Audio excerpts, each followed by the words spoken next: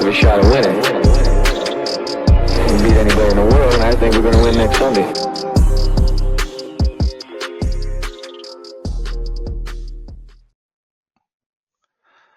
Hi everyone, episode 6 of the 226th cycle of the Draft Nerds is going to be a fun one, I think. At the time of recording, 2 days of senior ball practice are in the bag. We have a lot of prospects and position groups to cover, so we won't waste much time at the start today, and let's get straight into it. Joining me tonight are Ryan and Andy. How are you boys doing? Good, man. Yeah, all good. All good, mate. Excellent stuff. So what we're going to do is we're going to take it maybe one. We'll start with the defense because I think that's where we probably have the most to talk about, as the defense has definitely been shining. And we'll go through maybe a couple of position groups and pick a guy we like each at each position group or grouping. I will start off with the D line. Okay. So defensive tackle, defensive ends, edges. So pick your poison from that group. I'm going to go to Andy first today. Andy, who stood out for you? So the guys standing for me, I got a chance to watch some of the one-on-ones yesterday, and I know his name's coming up a lot. It's probably not going to be the most unique take in the world, but Lee Hunter has looked absolutely unstoppable in the middle of the defensive line. He's someone who is really impressive to watch, and it's interesting because you'd expect guys like his teammate Romello Height to be the one making a lot of headlines, but I think that he's kind of stealing the show a little bit from a Texas Tech point of view. So I've just been enjoying watching him be almost completely unblockable in the middle. Have either of you guys managed to catch any of his reps so far? Yeah, he's been fantastic, to be honest with you. He had a sack as well today in the team drills on Dunker, and Dunker has been, people seem very high in Dunker, and I'm not seeing it so far. I think that he's been very average, but he got absolutely annihilated by Lee Hunt in team drills today. But just very impressive, knocking centers back. You know, he's just very powerful and disruptive in all the team drills and all of the one-to-ones as well. DJ and the commentary team were kind of saying that maybe his pad level, he needed to work on that, but he is just explosive. And he looks much bigger than 320 pounds. He just looks like a tank. Any thoughts on him, Ryan? He looks like he's a 10-foot tall bag of spuds, doesn't he? Like he is not the body type you look at and go, yeah, I'm gonna hit the gym and look like that guy. But he can play. He can absolutely play. Like he'll eat up double teams all day. He's got a great ball rush on him. Like he's so strong. I liked him in the season. I thought he was great at Texas Tech. And the thing with Texas Tech's defense in the end, I mean, there were stars all over it, but you get a guy like that is going to eat the double teams, and it just frees up your outside guys like your Romello Heights, doesn't it? And your David Bailey. So, wow, I went Height ahead of Bailey. That was weird. So yeah, you get somebody like that is in the middle, and they're happy to take bodies with them, and they're going to play against those guys and drive them out of the way. If you're getting double teamed and you can still win your rep, like you got something about you, and I see that in Lee Hunter. I think he looks really good. He's not my favorite DT at the moment from this Senior Bowl, but I think he looks great. I think he was probably a day 2 pick anyway. I think he's probably just moved his needle from round 3 to probably round 2 though so far. In the team drills that his group, I think he was I can't remember if he was the national or the American side, but when they were doing their team drills yesterday, the defensive tackle group just dominated the middle. Like, I mean, the offense couldn't even move down the field, and he was one of the people who was just blocking up the middle. His run defending was just really, really, really good, and he's powerful at the line of scrimmage as well. And he had a few very good guys beside him as well, but dominant. They really dominated, I think. Any other closing points on Lee Hunter, Andy? No, I'm just excited. He's someone I'm building up a list of people to watch now from kind of what I'm seeing at the Senior Bowl. So I'm excited to watch Hunter, because I'm looking at the snaps he's taken in the year. He has been lining up in the A gap, but it's mostly been kind of B gap stuff he's been doing. So I'm interested to see if I feel like he's going to be someone who has to play that kind of role, or if he can take that kind of nose tackle job, depending on what front we decide to play. Because like you say, he's starting to move into that definite kind of round 2 pick. So he might be someone who'd be interesting to see if the Jets will consider. So yeah, just excited to get into it more. Position in need, and he should fall into the range in the second round where we'll have an option to take him at 33 or 44. So yeah, it's great. This is my favourite thing about the Senior Bowl is you get to see guys flash. I think when you're somebody who isn't huge into college football, and I know you boys watch a bit more of it than me, to me the Senior Bowl where it kind of throws your attention on different guys and it gives you homework to do afterwards, and I just think it's a really exciting time. Same as what you're saying, I'll be looking at Lee Hunter as well. Ryan, who's the prospect we'll say on the defensive line that kind of stuck out to you? Well, we spoke about him this morning whilst I was on my commute, Timmy, and I described this guy as like a snowplow. It's no surprise that I'm picking the guy out of Florida, but Caleb Banks, after a bit of an underwhelming day one at the Senior Bowl, he came in and went lights out day two. And again, another guy that isn't bothered by a double team. If you put 2 guys on him, he's just going to sweep them out of the way. He's got those really long arms, this wingspan that when he scoops up these 2 dudes and just pushes them out of the way to create a gap for someone to get through and hit the quarterback. And it's just beautiful to see. It's been so gutting this season not to have had him actually out there playing for Florida. And I dare say he would have made a massive impact. It looks like the injuries are, for the most part, behind him. He's looking like he's not lost a step or anything. He looks so sharp. He's so strong. He's fast. He's mobile. Like this guy's like what, 335 pounds, and he just gets after the quarterback. And you can put two O linemen on him that probably total somewhere in the region of 500 plus pounds, and he's still going to move them. And I said to you this morning, Timmy, if we switch to a 3-4 front with the new coaching setup and we draft Reuben Bain at number 2 and Caleb Banks at number 16, I'll have no concerns about our defensive front. We will not be known for not being really aggressive, and I can't remember the word I used this morning, but we will be confrontational. We'll go from being a group at the moment that's devoid of personality to, that will be what our dominant trait will be, is that aggressive front, and I'd love it. I had a short list of 2 guys at pick 16, Sonny Styles and McCoy, and I've been vocal about that, and he's in that. It's a 3-man group now after this, because I'd be very excited if he falls to us there. Over to you, Andy. What are your thoughts on Caleb Banks? He's not someone I've had much chance to watch this year, to be perfectly honest. Does he know he's muted? Hello, can you hear me? Yeah, I can hear you. He's not someone I've watched a lot of, to be honest, this year. So I was I kind of expected Ryan to bring him up because of the sort of link with your favourite team. So I was just really interested to see what you thought of him. But it's definitely someone I'll give more of a watch to. Yeah, I think he was injured for most of this year, Ryan, wasn't he? Yeah, so he's had a foot injury that's kept him out. But you can go back and see his 2024 tape, which is pretty good in itself. And there was even talks about him being a round 1 prospect just off that tape alone. A bit like people were still talking about Jermaine McCoy, like being able to be a round 1 pick because his 2024 tape was that good. It's the same way people are talking about Caleb Banks, but what we're seeing from Caleb Banks is, at least at the Senior Bowl, there's not many guys that can stay with him, like that are going into the NFL. There's not many guys that are at that level, stepping from college into the NFL. So I think he's a really intriguing prospect, and I think he's going to be a big help to somebody on defense if they draft him.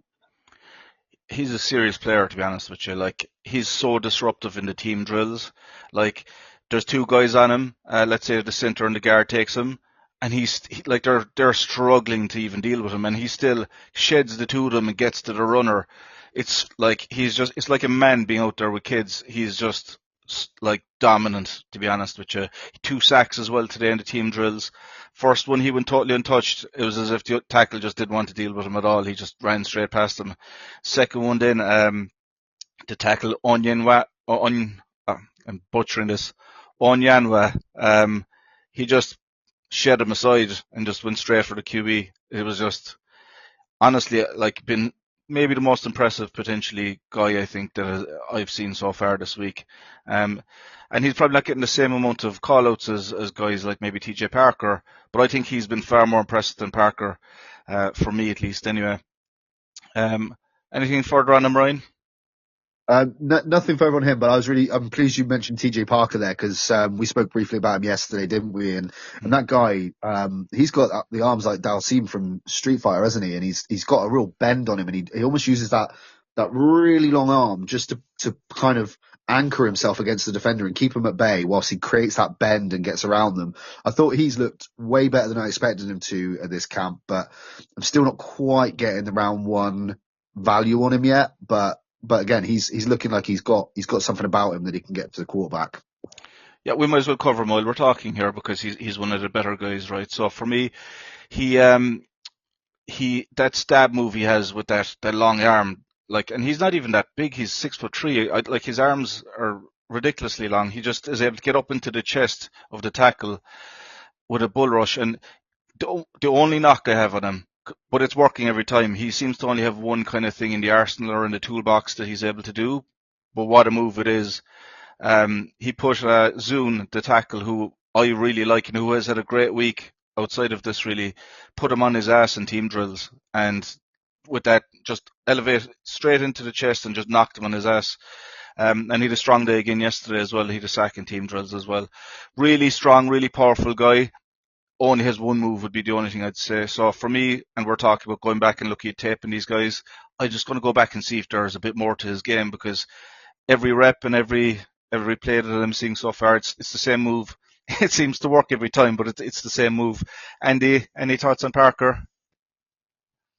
Yeah, pretty similar to you. He's trying to kind of recover his reputation a bit, isn't he, after possibly a down year for him, but definitely, I think, hurt by just Clemson overall in general, because he was someone who, in like the summer scouting world, along with his teammate Peter Woods, they were being talked about like they were going to be kind of top picks in the first round, but they've slipped, and it's been good to see him come out and really try and remind people why he was thought of that highly at the start of the year. And like you say, Zoom was doing really well, and it was the only rep where he really looked foolish was when Parker just, like you say, just got in his chest.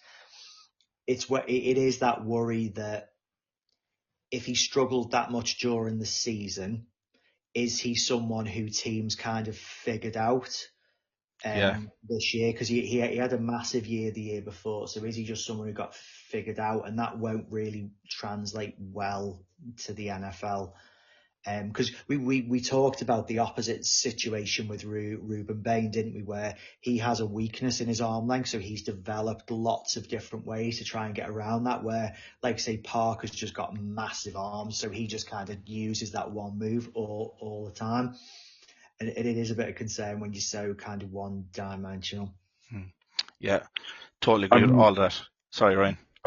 No, it's all right. I'm pleased that Andy mentioned about the Clemson thing, because I've been saying a fair whack on Twitter the last few days that I think that like there's going to be some real beneficiaries in this draft for LSU players and Clemson players, because both teams had such bad years but were so loaded with talent that I can't for the life of me believe that all of these players are that bad.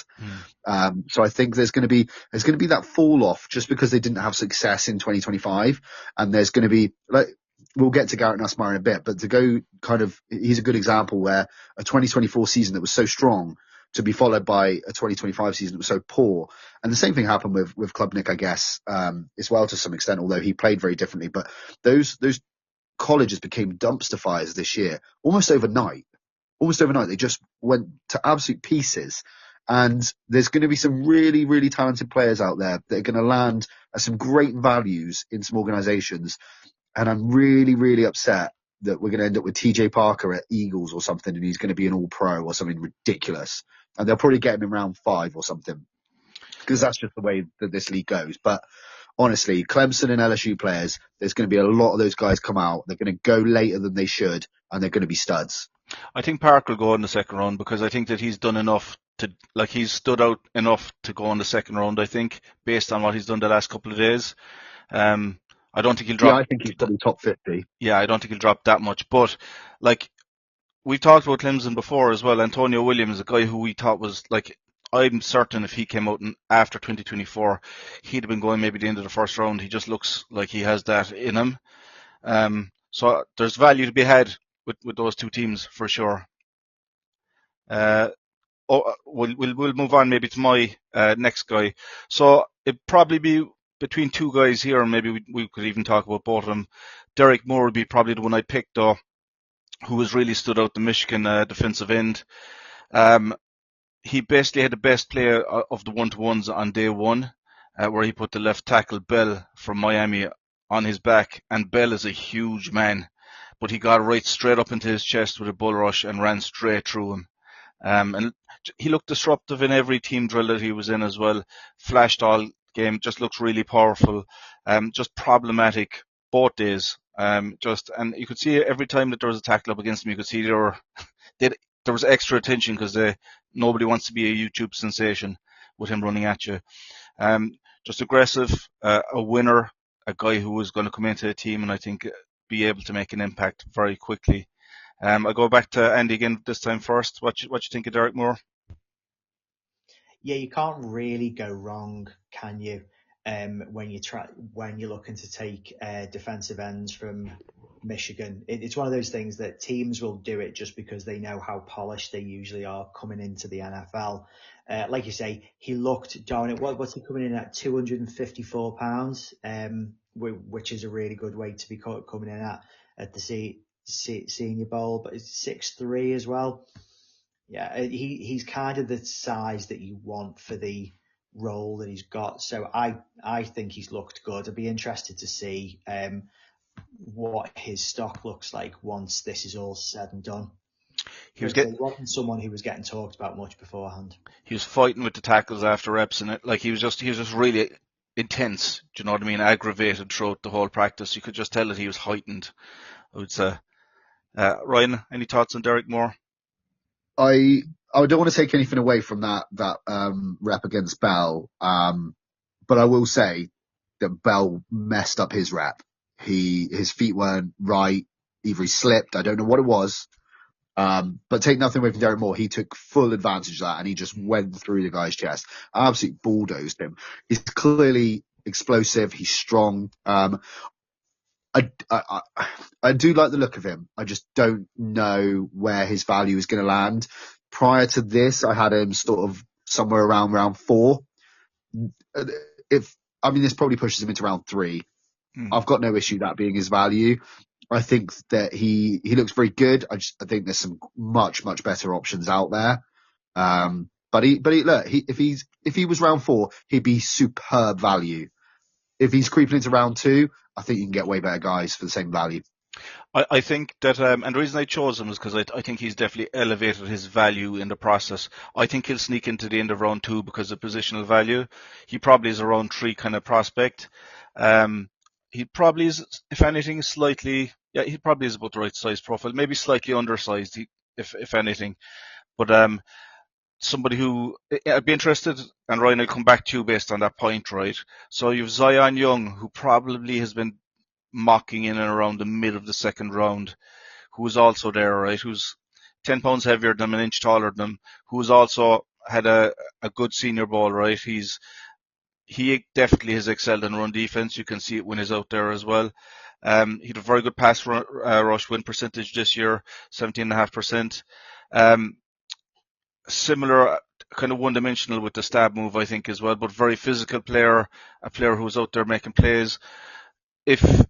Would you take him over Derek Moore out of interest?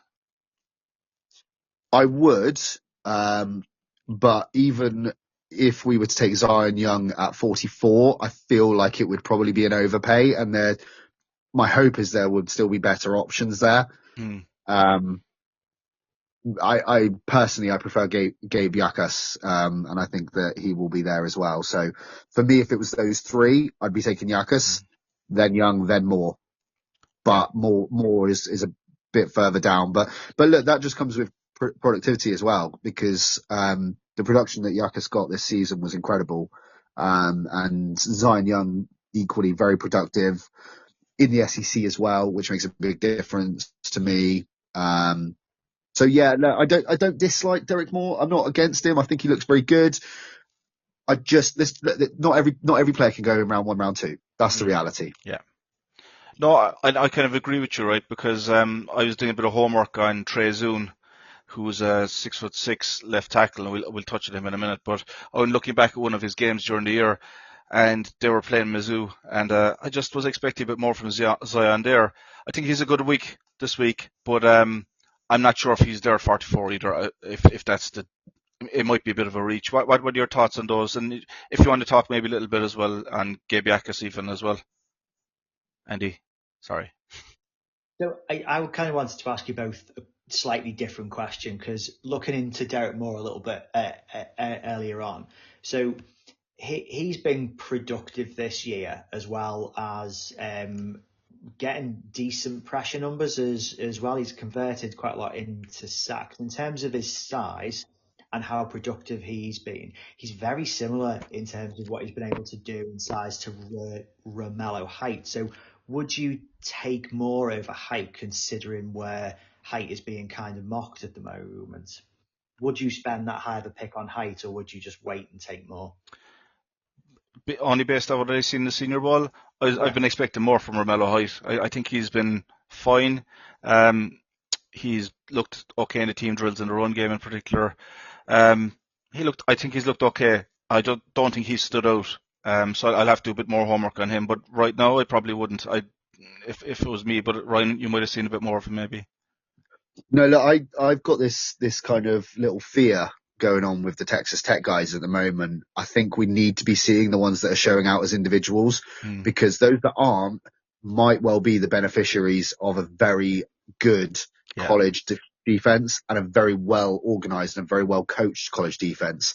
There's no guarantee that somebody like a Romello Height, if you're on one side and you've got Lee Hunter, you've got David Bailey, you've got in behind, you've got Jacob Rodriguez, like you've got a lot of guys that are going to create plays.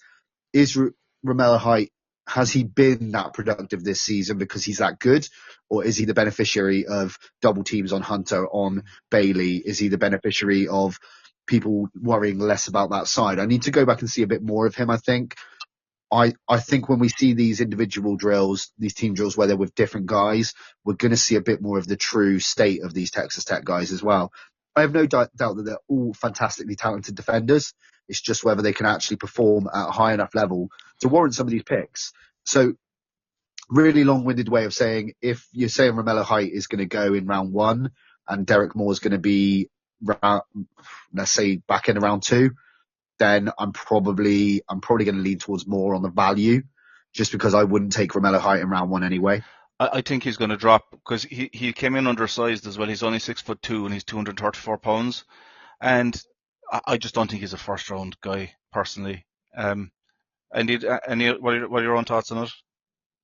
Yeah, no, I had similar thoughts, and it's just a really good point that Ryan makes about potentially Height just being the beneficiary of being surrounded by a good, better teammates who are taking up all the attention. So yeah, no, I agree. I definitely want to watch more of Moore, just to see if he's just kind of flashing at the Senior Bowl, because it's difficult, isn't it? Because you kind of have to take the drills with a pinch of salt in a way, because it's always one-on-one.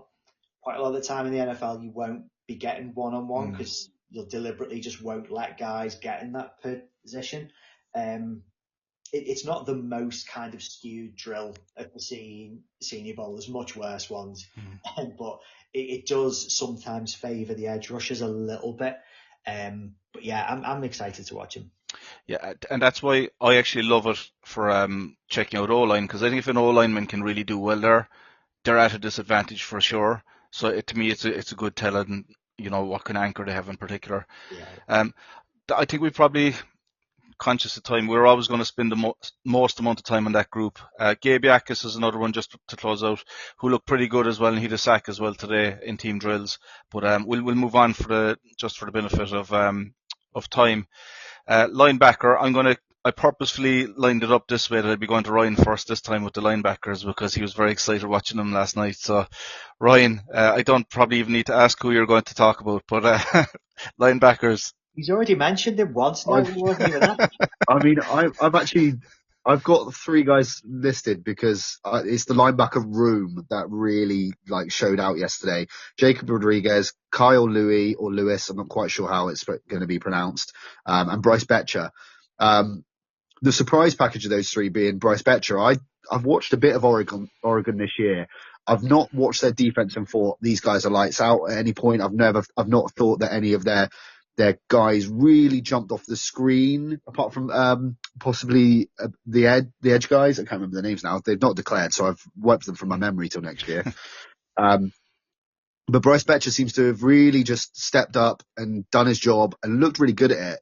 The mobility of Kyle Louis, he looks so quick in coverage. He looks like he tracks players really well, tracks the ball really well, doesn't get drawn into ball watching either. He'll go, if he knows he's covering a guy, he'll go with his guy and he'll watch for the move before the catch is made and he'll make his play.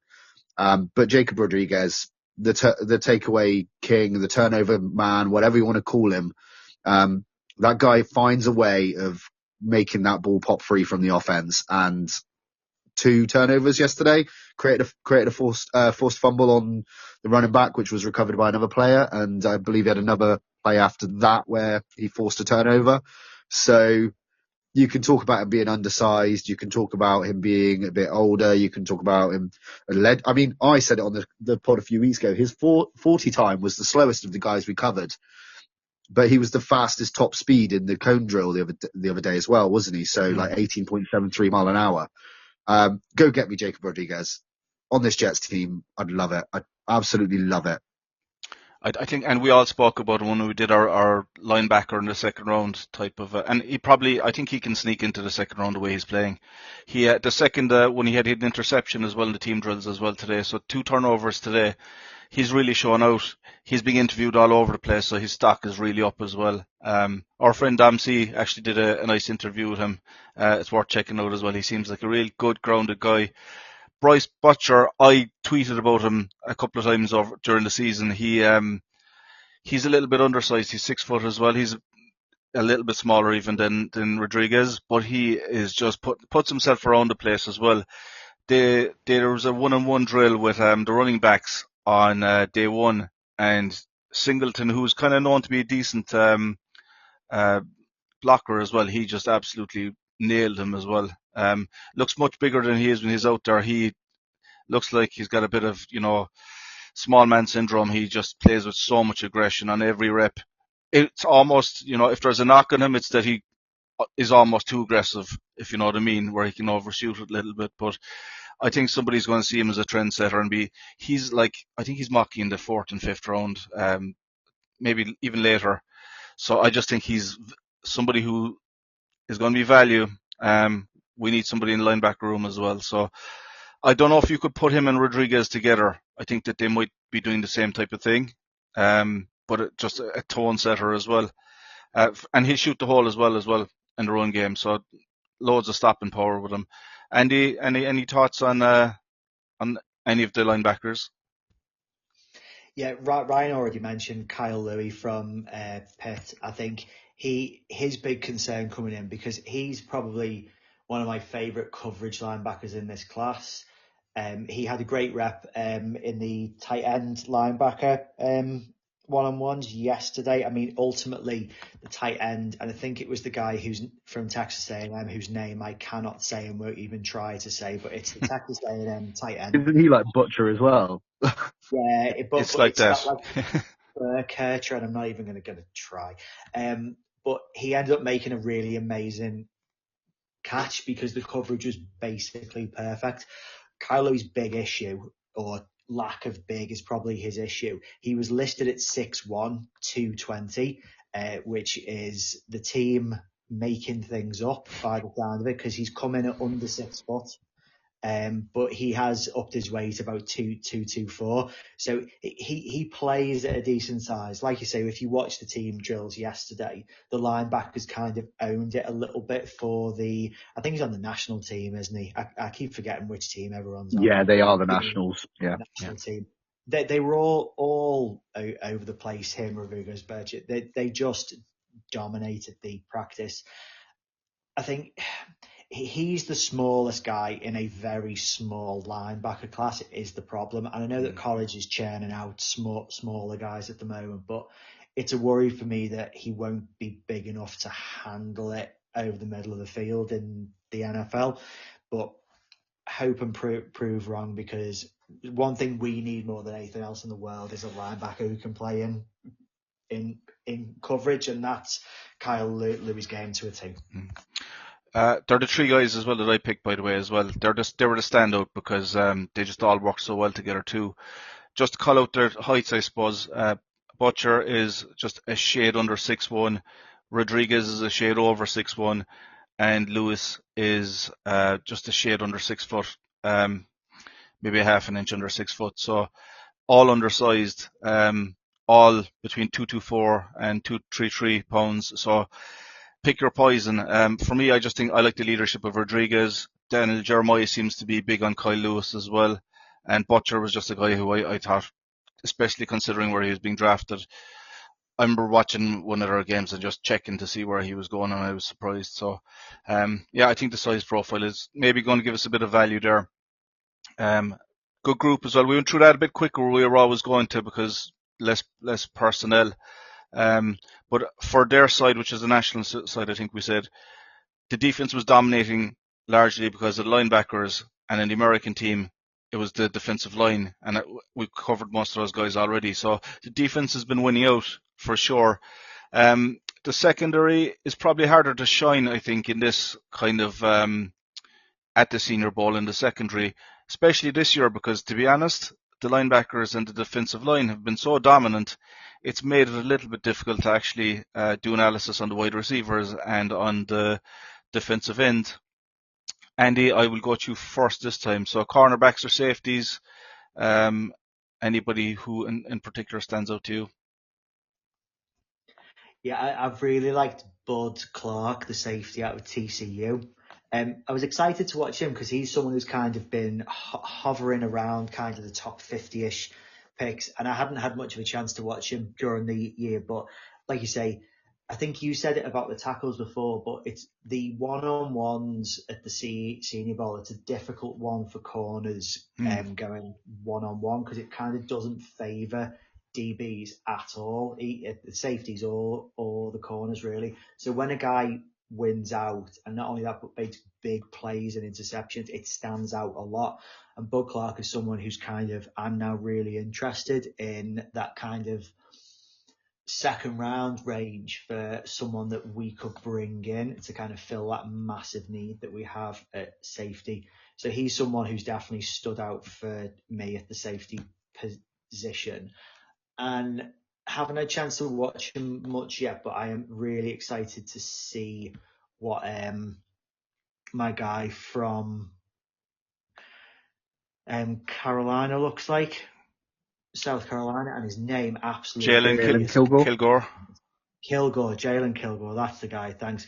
Because watching him towards the end of the year, he should be playing nowhere near the corner position whatsoever, and never impressed, but he's a much better safety, so I'm really happy that he came into the Senior Bowl listed as a safety, because I'm quite excited to see him in the drills and in the game at the weekend to see how he gets on. Paddy in our little team mock draft at the weekend picked him up with our 4th round pick, which I thought is exactly the kind of range that he'll go. So yeah, excited to see what he's going to look like over the next few days. Yeah, he had some really good coverage in the 7-on-7 on day one. He was a hair away from getting a pick, and he's had 8 picks in his career. So I think that's one for us value-wise to keep an eye on. If we don't take a safety with our first 4 picks, I think he's someone who'll be there late as well. And 3 guys kind of highlighted here. He was one of them. You've covered 2 of them now, so well done. It's interesting when this all plays out. It just kind of shows that we're seeing the same stuff. Ryan, anybody from a cornerback DB safety perspective for you? The very limited I've actually caught of those position groups, Bud Clark was the guy that stood out for me as well. The bits and pieces I clocked during the season, which wasn't a lot, I won't lie, I won't try and profess that I'm some kind of guru or any kind of savant looking at this stuff, but going into this, I had him at kind of round 4, round 5 value. I think he's probably a bit better than that. He's looking like a ball hawk. He's looking like he can make plays on any kind of situation. I do still think that in terms of the ranking of the safeties, he's probably still going to be around round 3, round 4. And I just think that's because I love, like, I'm not a big safeties guy. We know Gus is the safeties guy in this pod, but there's some really nice looking safeties here at all levels. Like you can go out there and get a Caleb Downs at pick number 2. You can get an AJ Halsey there at pick number 33. You can then run into day 3 and be looking at a Genesis Smith, a Jalen Kilgore, a Bud Clark, Michael Taff. Like there is a really nice list of safeties here that can do a job for you in this league.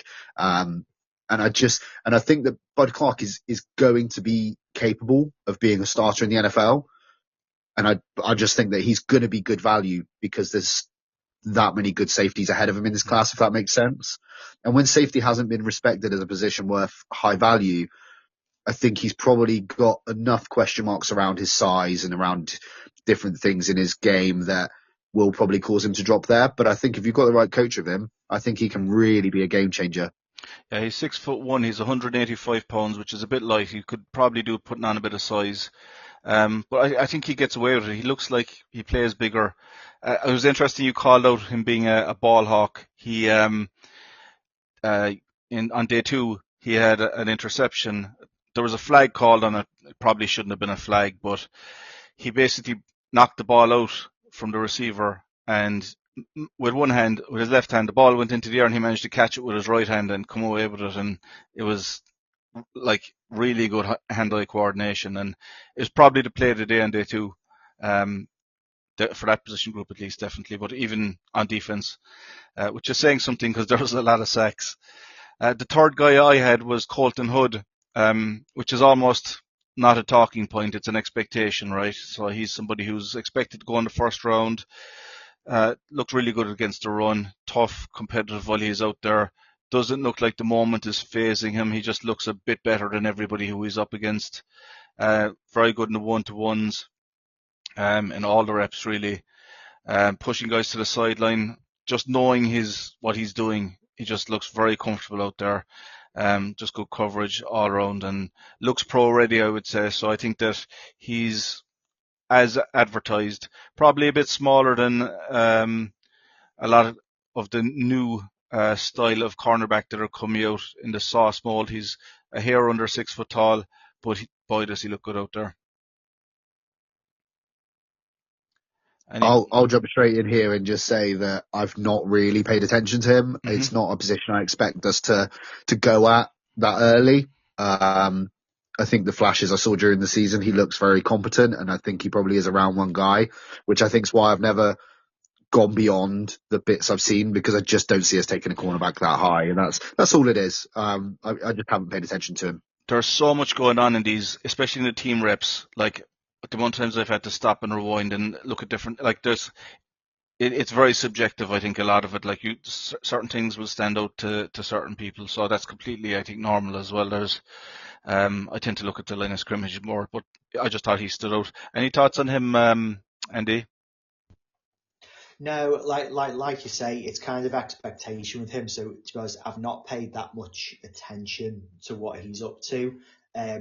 Yeah, like Ryan says, because it's not a position I expect us to go. Although I said that last year, and we ended up taking someone in the 3rd round, so maybe I should broaden my horizons a little bit. But yeah, it's not somewhere. I'm focused far more on guys that I want to watch at the moment. So maybe I'll get around to it now. We'd be better off taking a safety, but it wouldn't surprise me, to be honest with you. I could see AG falling for someone, it being the position group that I suppose he kind of was part of himself. Any closing points on defense, lads, before we drive on? I think that's it. That's all the main kind of guys. It's takes us to the offense. Now, like I said, I've definitely found it a little bit harder outside of the line of scrimmage to watch some of these guys because the ball hasn't been coming out that much, to be honest. In the team drills, at least. We can kick off with the O-line. I will go. Who would I go to first last time? Andy, I'll go to you first this time, I think. Anyone stand out for you? I think we mentioned his name already, haven't we? But Zune from Trey Zune, A&M. Yeah, from he's Texas Tech, isn't he? Texas A&M, I think. Maybe A&M, yeah. A&M. Sorry, that's me. Yeah, Zune. So we talked about him a little bit when we talked about Ruben Bain because he was the only person I saw that gave Bain a little bit of a problem when I was watching him play, and he's kind of carried that on a little bit at the Senior Bowl. What I've really loved about watching him is how aggressive he's been. You see so many of the tackles and the guards kind of playing just to kind of get to a no-score draw and just kind of hold the rusher off. He's been moving guys with the exception of Parker. He gets in and he gets his hand on their hip and just kind of pushes them around the thing. And so I've loved the fact that he's tried to kind of put his stamp on things and show how good he can be. I'm starting to feel about Zune the way I felt about Ozzie Trapio last year. In that I think if he falls and he's the type of guy who you're going to get on day 2, who's just going to be really good. And it's been interesting to me that he's been taking so many snaps on the interior as well at guard. And again, other than up against Lee Hunter, I thought he did a really good job in the one-on-ones. So if he's got that inside-outside versatility as well and is looking this good, he could be a kind of complete common sense pick to get some depth on the offensive line for us. Yeah, I did a good bit of homework on him before the Senior Bowl, and I was intrigued because one of the games against Mizzou, he played outside of the first 3 or 4 snaps of the game. He played the rest of the game at center. Now, where I watched him at left tackle, I'll start with that. He looks like a really, really good left tackle, to be honest. And Daniel Jeremiah reckons he's going to play center in the league. I think that he's going to give you options if you bring him in, to be honest, because I thought he looked uncomfortable playing center in the Missouri game. He just looked like he was kind of trying to figure it all out. I thought when he played center in the reps, in the team drills and in the one-to-ones at the Senior Bowl, he looked far more comfortable. So I think he's been working on that. He looks like, I think when you're playing a tackle, you only have to, you're less likely to get hit on the inside, whereas if you're at center, you're wide open. And I think it took a bit of adjustment, but he only lost 2 reps, I think, this week. Now, one of them looked particularly bad with Parker, but he recovered straight away from it. He's being drafted in the 5th and 6th round, and I think you're right. I think he'll squeeze into the day 2 conversation. But if you bring him in, I think he gives you ultimate flexibility across the O-line. He's one of my favourite O-line players, I would say, that I've seen so far as well. Any thoughts on him, Ryan? Did you get a chance to look at him? So, I mean, I know that your eye line is always drawn to the O line when you watch Timmy. It's not quite the same for me. So I've not seen all of the guys. Obviously we spoke about Trey Zune the other day, so I kept a bit of an eye on him. And he's looked very competent. But as someone that hasn't watched a great deal of the O line stuff, other than guys getting ball rushed and destroyed by edges and D line, I felt like Max Ionacha has kind of looked quite good. Mm-hmm. But look, this isn't my strength to talk on, so I'm quite happy to just listen to you guys. But he's a guy that flashed for me. Yeah, Max is somebody who I had kind of earmarked as well. He pancaked Zion Young, who tried to jump him at one point in the team drills, and they called it out in the commentary. He just absolutely floored him, and they were like, "Well, he's not going to try that again." He just is so powerful, 6'5.5" and 332 pounds, but he looks even bigger out there, to be honest. Very good at stacking plays as well. I kind of commented on 1-to-1 drills as well, or he stacked good drills. I would say, bit of bite to him as well. Getting into it with he was the one who had a bit of a chip with Derek Moore afterwards, and he wasn't afraid to get stuck in with him. He's a standout guy as well from Arizona State as well. I liked him as well. Any thoughts on him, Andy?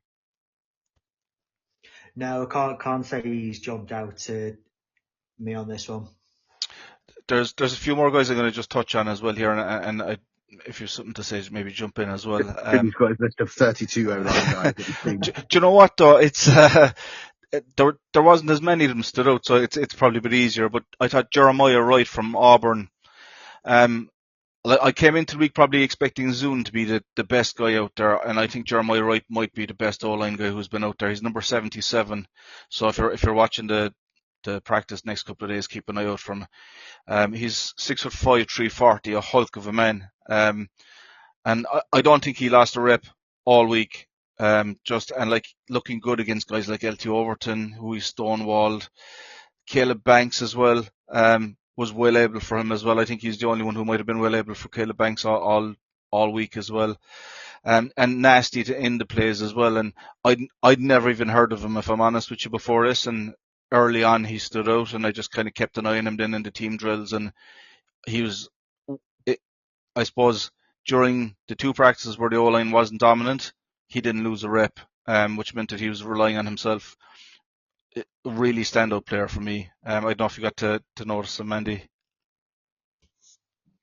No, just to kind of say, the only guy who's really stood out for me other than Zoom when I've watched him has been the Georgia Tech centre, Rutledge. Because I've been trying to keep an eye out for the kind of true centres who are going to probably declare that way. Because like I say, Zoom might, but I think that's probably a bit of a stretch. But he just seemed very proficient to me, Rutledge, someone who just looked like he played the part really, really well and didn't seem phased or pushed back, just very technically sound. So I was really interested to find out what you thought of him, because like Ryan said, this is very much your wheelhouse. So same as you, I'm looking at centres. So again, he also wears number 77 as well. Really good anchor, especially in the 1-to-1 drills. Really nice. Kind of known for being a road grader in the run game. I was shocked to see that he came in at 6'3", just over 6'3", 316. He looks huge for a centre, and he seems to play way bigger than that. Really good first step as well, which really helps him to win. And especially at centre where you can get caught either side. Your first step is wrong, you're caught. What I really like about him is he has the build kind of like a right tackle. He's got a really strong lower half. He's not really been beaten that much either, kind of has a menacing element to him as well, that kind of bit of nasty as well. What I noted down here is he has that element that we might miss if we move on from Simpson to Jets. So I think he'll go in the third round. He's mocking fourth and fifth. I think he's going to climb up into the third. I could see somebody even fall in love with him a bit more. Very hard to knock back as well. And I think when you're playing centre, obviously you're right in front of the quarterback. I think that's a really good thing as well. That anchor, that lower half that's heavy, just being able to just sit back into your own kind of stance. I really liked him. Yeah, those three that we've kind of talked about would be the real standouts for me. Who, if we're looking for a centre, and if I was watching him as well in the team drills, he seems to be all over it as well. He's kind of a rah-rah guy, and you need a bit of that too. We've a lot of really nice guys on our O-line. I think we might need a bit of nasty, and I think he could bring that. I got to ask about one more guy on the O-line. Florida Gators center, Jake Slaughter. What have you seen of him? I really don't like him. All right, I'm done. But before this week as well, I watched a few of the games because I think center is the one place in the O-line. I would take a center, so we flexibility, right? That's what I would do. Let me just get my notes from watching the games on him. Has some things I like. He's willing to seek out work. He just lacks mobility, and I think he's hot stiff. I think he over relies on his hands, and I just think that's going to be a problem for him as he gets to the next level. I thought in the drills, let me just go back to my notes from the Senior Bowl then. I was kind of hoping then that like maybe he'd have elevated himself. Just he's what about here? Yeah, just he was beaten easily by Gabiakis in 1-on-1 as well. And it wasn't the only time he was beaten. I didn't make notes of the rest of them, but I think there was 2 or 3 reps he was beaten too easily. It just wasn't it for me, to be honest with you, Ryan. No, look, I've got round 5-6 value grade on him at the moment. I haven't watched him at Florida. Like, he's fine at that level. I That's don't know if it strange. does translate. Yeah, I think that's strange. I think you're bringing him in as a development guy, whereas I think Yeah. if you bring in the 3 other guys we talked about, I think that they can come in and start for you. You know, even if they go in the 3rd or 4th round, I think that they have upside. You know, the way that you see all linemen go to Kansas City or wherever, and they are taking the 3rd, 4th round. They start. I think there's a few guys like that this year who can be like that. Honourable mention, and we won't go through them, but Samuel Hecht as well from Kansas State I thought was good, and Carver Willis from Washington are 2 guys who I thought did a good job as well. Look good out there as well on the O-line side of things. Anything else you'd like to kind of ask or say on O-line before we move on to the wide receiver group or the pass catching group? No, I'm good. To be honest, I'm quite happy to separate out wide receiver and tight end a little bit, but Okay. I'm well aware of like timing. But yeah, let's jump into wide receivers. Let's just see, or let's say pass catchers. That's fine. Do you know what? Let's do wide receivers first, because I think I've only 1 tight end I want to talk about anyway, maybe 2. So we can kick off with wide receivers. Who went first last time? You threw it to Andy. You can bring one in here, Timmy, for us. Okay. Just I suppose a guy who I didn't know much about coming into the week is Reggie Virgil. I just thought he's got he's a real pacey guy. Caught a few balls that would have been difficult to catch in tight coverage. Just thought he looked really good out there. Did himself a lot of favors. I'm not actually sure even what range he's supposed to go in, but I just thought he's somebody who kind of stood out to me. And not a lot of them stood out because I just don't think that there's been a lot of opportunity for them the way things have kind of rolled. But he's kind of one that stood out to me. So he's a really interesting one to me because I remember watching, and I think I said this when we were watching some Texas Tech games, just about how little offense they had. And I think we're seeing a better version of Reggie Virgil, probably the same with Caleb Douglas as we go through this process as well, is that there are better quarterbacks that are throwing to these guys now. And we are seeing better of them because they're actually getting proper service. And I think that's why these guys then end up surprising you because we're looking at them. Is it Braren Morton, the Texas Tech QB? He's not on the same level as even your Sawyer Robertson, or your Cole Payne. I'm probably going to get shot for saying even, because I know some people are high on them, but look, this is the reality is we've got an NDSU quarterback that will throw the ball better than the Texas Tech quarterback. And now we're seeing better from these guys as a result. And I got no issue with that. I think you're right in what you said, though. We're not seeing as much from them at the moment because the defenses are just terrorizing. Yeah. What I liked about him as well is he was able to just he was so quick off the line. He's just that separation. But when there was tight coverage, I like to see a guy to be able to get the ball and you don't expect him to. That's flashing for me, and he did that as well. And he got a lovely ball in the end zone at one point. I think it was on day 2. So yeah, he's one who stood out for me. Andy, any thoughts on Virgil, and if not, we can move on to our next guy. Yeah, I think for me, I'll just be really honest. I haven't had the chance to watch a lot of wide receivers, like you say. It's not really a position that stood out so far. So you guys have at it with the wide receivers. Ryan, who's stood out for you? Very similar reasons to you with Reggie Virgil. Just being able to reel in the ball that you just don't expect them to reel in. He had a really nice catch day 1. Ted Hurst. I wasn't particularly high on him. I didn't know much about him coming into all of this, and I just feel like his name is popping up more and more as we get closer to this draft. But I can see why. Look, there's always a small school guy that tends to come out and surprise everyone, and this could be the guy. He does look good. There's one other guy I'm going to mention afterwards, but he does look good. He looks quick. He runs a good route. He's got good hands. He catches away from his body, catches over the shoulder. These are all things you look for, and he's doing it from a school that isn't necessarily respected in the draft stock terms. But he looks clean out there. He looks really smooth. I don't know if he looks lightning quick. I feel like he just looks smooth with it. If that makes sense. Good route runner for a guy that's 6'3". I think he was able to get separation. I thought he had good top line pace, because one of the drills he just got completely past the defensive back. He had to play the day on day one with a one-handed catch in the end zone as well, and that was unreal. Obviously, our eyes on the ground there would be Dom C, who called out on Twitter that he thought he was the standout guy of the day on day one. So what you love to see, right, from a small school guy, as you said.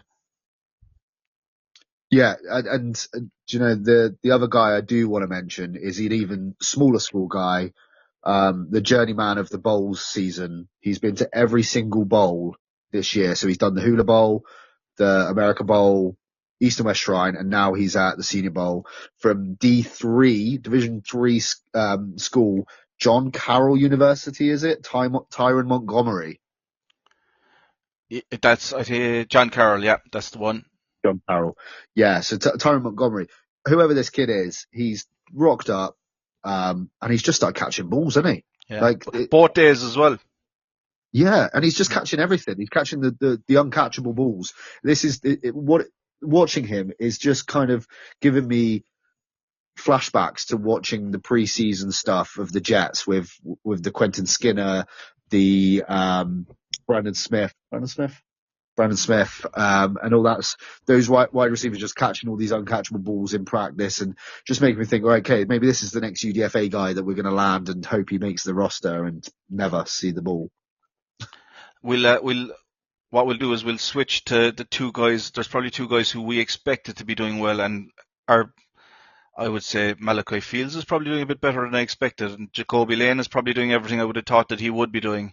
We'll go at Fields first. Ryan, what did you think of what he's been doing so far? I've not watched huge amounts of him during this process. The clips I have seen, he looks good, but he doesn't look like he's doing anything I didn't expect him to do. I think he's at the moment, he's representing really nice value in this draft again. I'm all about value, and I think that he is a guy. It's hard to nail down his range because I could see him going anywhere from round 3 to round 5. Mm-hmm. I think that there's going to be a sort of lighting of the fuse. Either Skylar Bell will go and Malachi Fields will be your next wide receiver off the board, or Malachi Fields will go and Skylar Bell will be your next wide receiver off the board. I think value-wise, they have two very similar guys, even if they're not similar in play style as such. But yeah, Malachi Fields is doing pretty much what I expected him to do. I think he looks like a very polished receiver. I think he's got a little bit ways to go still, a bit to learn still. But he's got what you want in the raw talent department, and he's good with it as well. The other guy you mentioned, Jacoby Lane, I think, like you said, he's kind of doing what you expect him to do. The only thing that concerns me a bit is I think it's showing up a bit too easily that he struggles with press. He'll catch any ball going. We know that about him. But there's going to be some big boys that are going to be putting hands on him in the NFL. And I think that we're already seeing that could be a problem for him. Of every position group, I mean, everybody attending the combine, he's the biggest hands, 10 and 3/8. So that's why he's catching everything. So it's like a golf ball in his hand. Can we swap his hands with Nussmeier's? Yeah, there you go. I don't know if they'd nearly be too big to be throwing, but they're like oven mitts. But no, he's looked smooth out there, I think, and as advertised. I don't think he's done anything to improve his stock, which you'd kind of hope for, but I think Fields has. Daniel Jeremiah is a bit higher than you are on Fields. He has him as his 44th player overall. What I liked about Fields, and I think that he'll probably go into the second round. I probably wouldn't take him at 44. We talked about in our group chat earlier, there's probably going to be better value there. But what I liked about him is he caught two balls that I don't think anybody that's not 6'4" wouldn't have caught, one each of the 2 days. Way out from his body. One of them, he was like jumping full length and caught the ball. So he has really good athleticism, kind of almost like a basketball player type. So I think that somebody's going to like him. The commentary kind of mentioned that he'd be a good number 2 in a place like the Steelers, where he can be the second guy. But he's a wide receiver 2 type of guy as well. Yeah, I'd agree. Interesting. He's one to keep an eye on, though, and he's one who I definitely will be having a deeper look at afterwards, because he wasn't on my radar this way. But I think that he's going to come into the conversation potentially at 44. So I think we'll need to. Did you get a look at him, Andy? No, like I say, wide receivers this Yeah. position, I haven't had much of a look at yet. Perfect. Honourable mention before we move on, just to Lewis Bond from Boston College, who I thought had some really crisp route running. Do you want to say anything about him, actually? It won't be rude, Andy. Or Ryan? I've got nothing on Lewis Bond, I'll be honest. Cool. So yeah, we can crack straight on. Yeah, one to number 11. One to kind of keep an eye on. I think as we go into the game, I thought he looked good. Tight ends. So again, similar thing. There's only been one or two of them I think have had a chance to really stand out. Who'd like to go first? I'll just mention the one guy who stood out for me a little bit. DJ Rogers from TCU wasn't someone I knew anything about before the Senior Bowl. He's made a couple of decent catches in the one-on-ones, so I'm really intrigued to see how he does in the game at the weekend, because, like I say, not seeing much. There hasn't really been a lot of chance for anyone to stand out from like a blocking point of view yet. So it's that kind of weird way that you kind of see these guys, but he's someone I'll be keeping an eye on. Yeah, I think the combine is where the tight ends have a better chance to stand out. And I called the Senior Bowl the combine a while ago when I said about the hands. I meant the Senior Bowl. But how about you? I know that you have one or two of these guys who were on your radar before we came in, Ryan. Any thoughts? Yeah, so I mean, I'm similar to Andy. I've not watched as much in the tight ends, and I think you're right. These drills aren't always geared up to support the tight ends. We'll probably see a bit more of them in the game itself. But the three guys I want to see more from is Josh Cuevas out of Alabama, Sam Roush at Stanford, and Justin Jolie out of Cincinnati. And I could see us taking any one of those guys. I think they've all got pass catching ability. They've all got good blocking ability. So yeah, I've not seen a great deal from them in this scenario, but they're going to be three guys I'm going to be looking out for across the game and across the combine as well. I do still feel like we need to draft a tight end. This feels like a very good class to pick up just an extra tight end. I know we've locked Rocket down for a couple more years. We've got Mason Taylor still on his rookie deal. I just think there's some value to be had here somewhere. So you said Cuevas, and who else? Who were the other two? Cuevas, Roush, and Jolie. Jolie was interviewed actually by Dom C as well. Seems like a really good kid as well. The two who stood out for me were Cuevas, and to be honest, like the notes I have on the tight ends are very light because it's just good catch here or there and that's it, right? There's not much else happening. But Cuevas, he had a lovely diving catch in the one-to-ones, and for a big man, he was able to get down there, which was impressive, I thought. 6'3", 252 to have that kind of agility. Did a good job shedding blocks as well in the team drills, and had a nice couple of catches there as well. Also had another really nice catch where he made himself available when the play extended, just found a soft part of the zone. So it showed a bit of intelligence there as well, and was mentioned as well as part of the broadcast. They interviewed the Alabama coach, and he mentioned that Cuevas came with him from his previous school, and he's someone he wanted to bring with him, and Cuevas came with him. So I always think that's a good tell as well. If you see, it's like seeing a manager come into a new job and he brings a guy with him. It's someone he trusts and values. So I thought that was a nice little nugget as well that kind of told me that the coach liked him a lot, right? And Nate, I'm going to have to try and butcher this. Burkitcher from Texas A&M, I think, flashed a little bit as well. But again, just a catch here and there, nothing massively significant. Just a guy I thought kind of stood out a little bit as well. Anything else on the tight ends, boys, before we probably won't have much to say on running backs either. Anything else to say on tight ends before we go to the running backs?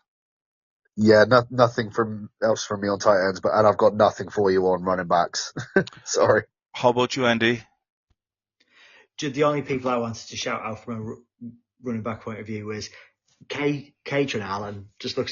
He looks so good. I wouldn't mind us taking a punt on Allen. I mean, I know everyone was really excited for Singleton and Allen this year at Penn State, and that all went off the rails a little bit. But I think he's just looked so powerful in the way that he runs. And someone I was a little bit disappointed to watch was the lad out of Kentucky, Seth McGowan. There was a lot of hype about him going into the Senior Bowl, someone to watch. He's very aggressive, but I'm sure I'm not going to say this with confidence because I was watching it while I was doing something else, but I'm pretty sure he fumbled the ball, or came close to fumbling the ball during a couple of the team periods yesterday. He did, yeah. He just seemed a little bit inconsistent. So he wasn't really touched either for it. It just kind of he kind of just dropped it, yeah. But yeah, it's Catron Allen that stood out for me out the running back so far. He had good runs on both days, is what I've noted down here. Kind of similar thing though with the drills. I think by the time they get into the open field, they don't get really tackled. You know, it's almost like flag football. So it's not brilliant for it either. But I would say Kaelan Black, credit to him. He had only 8 days rest after winning the national championship, and I think he's shown more juice out there than any of the running backs. And he was interviewed and they were asking him, you know, you're making a huge effort, like, are you tired? And he said, no, I felt ready, so I came, and I love football. And I just think he's showing a lot of attitude by being out there. And I thought he looked good both days as well. I kind of thought the day one went so well for him, he mightn't even come out day two and take the break. But he showed up again yesterday, so credit to him. Indiana running back. Okay, so that probably closes out. Yeah, I was going to say I've got nothing on Caleb Black, but he's the only running back I noted that I wanted to see from. So I'm glad that you've managed to dive into him a bit. Yeah, no, he looked good out there, and like he's taking a few passes as well. So he's seems to be I don't know, out there for more plays than anybody else. It's as if he's putting himself out there. So credit to him, which kind of brings us to an interesting part of the conversation, right? So the quarterbacks. I suppose for me, just to say first, I suppose the caveat, I was really hoping that as we would go into this process that we'd see Nussmeier stand out. Now, to be fair to him, I think after the first 2 days last year, I don't think anybody had stood out either. The drills aren't really brilliant for a quarterback, especially this year, because they're just getting absolutely destroyed by the defensive line. So I think we have to be a bit fair to them to say that they haven't had much opportunity and maybe it shows up in the game. But yeah, we can maybe kick off with Nussmeier because I think we're all interested in him. Who'd like to go first? I mean, you're all expecting me to jump in here, aren't you? Yeah. You know, I like Garrett Nussmeier. I know he's not quite tall enough. I know he's not quite athletic enough. I know he's got baby hands. But there's something to be seen in his 2024 tape, which tells me there's something about him that he could do something in this league. I said to Timmy this morning that if you look at it and you have a choice of taking Ty Simpson at 16, he might not even be there, but let's say that's who you're taking at 16, or you could take Caleb Banks, or you could take Sonny Styles, or you could take, say, Makai Lemon or Carnell Tate, whoever you fancy there. Would you take Ty Simpson over one of those guys, or would you rather wait, sit at 44, let's say, and you take Garrett Nussmeier at 44 instead of taking a Gabe Yakus or an AJ Halsey? There's quite big differences in that. So my thoughts are that this is a very weak class now, and Nussmeier is QB2 for me. I've not seen enough of him so far in this. He's had one 40-yard bomb. And look, like you say, we're going to see more in the game. I think that he's not been the QB I've seen on the Senior Bowl so far that I've been most impressed with. Put it that way. But I still believe that at the right value, he's the right pick. Very good. Andy, what do you think? I think I'll kind of sit on the fence with the quarterbacks a little bit at the moment. I think it's like you said, for me, I kind of wait for the game at the weekend with the quarterbacks because I think it's really hard to look good at this stage of the Senior Bowl.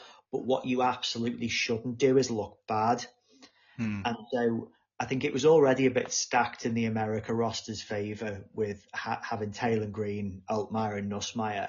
But I kind of, after this weekend, I never want to hear about Cole Payton, Diego Pavia or Sawyer Robertson ever again. Because just watching them in drills yesterday, it was like, how can you possibly look this poor when you're basically in a red shirt, you're not allowed to be touched? I know that Sawyer Robertson is the thinking man's quarterback of this draft. It feels like at the moment, but I don't see it at all. I think looking poor in team drills is something that should just, I don't know, disqualify you from conversation. At this point, Pavia has somehow measured in even smaller than we all thought he was to start with. And I hope to God for him he doesn't get drafted and he just goes to the XFL, because I think he'll be absolutely lights out fun in the XFL. But that's my 2 cents on the quarterbacks. That's large. so I'll a lot to unpack there. I'll start with Garrett Nussmeier. So Nussmeier for me just hasn't flashed at all, right? Which is fine because there hasn't been a whole lot going on. I don't think he's looked bad. I don't think he's looked good. He mentioned, which I think is an interesting nugget. He was being interviewed by I don't know, was it the Insiders or the NFL Network at least anyway. They were interviewing him and they said, "Oh, what are they asking you in the interviews, the NFL?" Which was a bit of a cheeky question, but he said, "Look, I can't really go into it, but obviously they were asking me why things didn't go so well this year."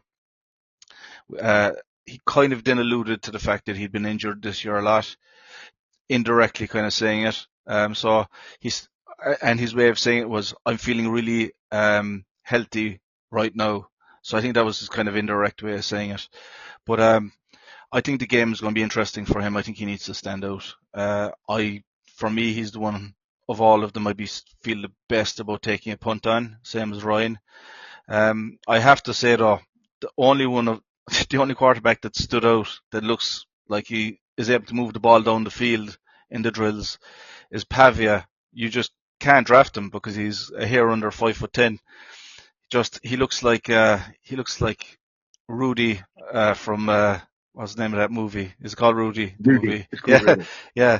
He's the only quarterback in this class that could run into a hobbit house without worrying about ducking. Yeah. But he's the only one who seems to move the ball. Credit to him, right? And he looks a bit explosive, and he's trying his heart out. But you can't draft him. So I think there's a lot to be seen yet from the quarterbacks. And anything else you want to finish off with them? I suppose, Ryan. I got one other guy, and you know who it is already. I talked about him a year ago, and Andy wrote a very good article on him. As you say, it's a bit difficult to see how they operate in some of these drills, but Taylor Green, I can't help it when I watch him. I just enjoy it. It's a wild ride when you see him in games. He'll throw interceptions. He'll throw bad passes. He'll throw some silky balls. He'll throw some bombs. He'll scamper. He'll run, but he's 6'6", and something around 228, 230, something like that. I'm sure you've got the actual measurements there. But yeah. Right. You said 228, 230. He's 229. So. But do you know, talking about Malachi Fields, and there was a pass by Taylor Green to Malachi Fields, and it's hard to tell sometimes the distance in these things because they close the field up so much, don't they, with everybody around it.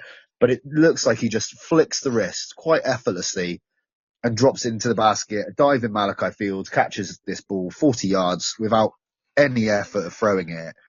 And there's something about Taylor Green that I just think if he's there in round 6, which is where I think he'll be, I think you've got to take the shot and just see what he might be. And worst case, I think at the moment he already looks better than what Anthony Richardson did coming out. He's got more games under his belt. He's as athletic. Maybe not quite as explosive as what Anthony Richardson was. But he could add some muscle and he'd still be mobile. He'd still be strong. I'm not telling you he's going to be the next Hall of Fame quarterback, but if we need a guy to see us through some pinches, I'd be okay rolling the dice on him. Like he's big enough. He's got a good enough arm on him for everything else. If you can teach him a bit and settle him down a bit from those bad decisions, maybe he's workable. Yeah. When the decisions are bad, they're really bad though. So like he threw that one to Malachi Fields, as you said, really long ball. If anything, it was probably overthrown because Malachi had to reach out for it. But like he threw a horrible interception soon afterwards. Then it was just, I don't know what he was doing, to be honest with you. And then straight after that, he had a phenomenal rush all the way house call. So it's very boomer bust with him. So it's worth keeping an eye on him though, for sure. I told you it's a wild ride. Yeah, it would be. Yeah. Bring him in as the bridge next year, right? Very good. I think that's probably everybody covered. I can't think of anybody else who probably needs covering. Any thoughts? This was always going to be the longest podcast we've recorded, by the way, because there's so much to talk about, and I knew it was going to be really fun. Anything else you'd like to cover, Andy? No, I think that's it for now. I think we've probably got loads more to talk about next week after the game. Yeah. How about you, Ryan? Just a quick shout out to the likes of Dom C. We mentioned him a few times. The man on the ground, Dylan Perriman's also there. And I think Trevor Sycamore is there as well. The NFL Stock Exchange. These are all great guys to follow. If any of our listeners don't follow them already, you can get some really good responses from them in terms of how they're seeing these guys. And I think that's really helpful for some of us that don't get to see all of what's going on there as much as we do watch. These guys are on the ground and seeing it and speaking to these people. So it's definitely worth following them. Yeah, and next week for our next podcast, we probably will have Dom C on with us. We need to figure out the times, work with the time zone difference. It'll probably be quite late at night here when we're recording, so we need to try and make that work. I think it'd be very interesting to get his perspective as we do a full download post-game and after an extra couple of days. Or is today the last day? Today is the last day of practice, I think. So it'll be interesting to see what he saw on the ground that's different, and you get to see the guy's attitude and stuff like that. I'm intrigued to see what he has to say as well. Yeah, I always really enjoy his sort of points on it as well. And like you say, it's really invaluable actually them getting to talk to these people and kind of getting a feel for what they're like as people. So yeah, excited to speak to Dom C after all this. Yeah.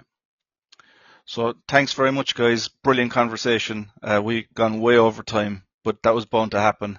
So I hope everybody stuck with us to the end.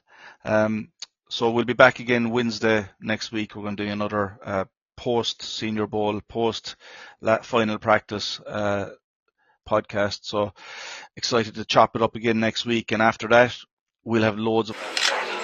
Y'all know what to say. On 3. 1, 2, 3.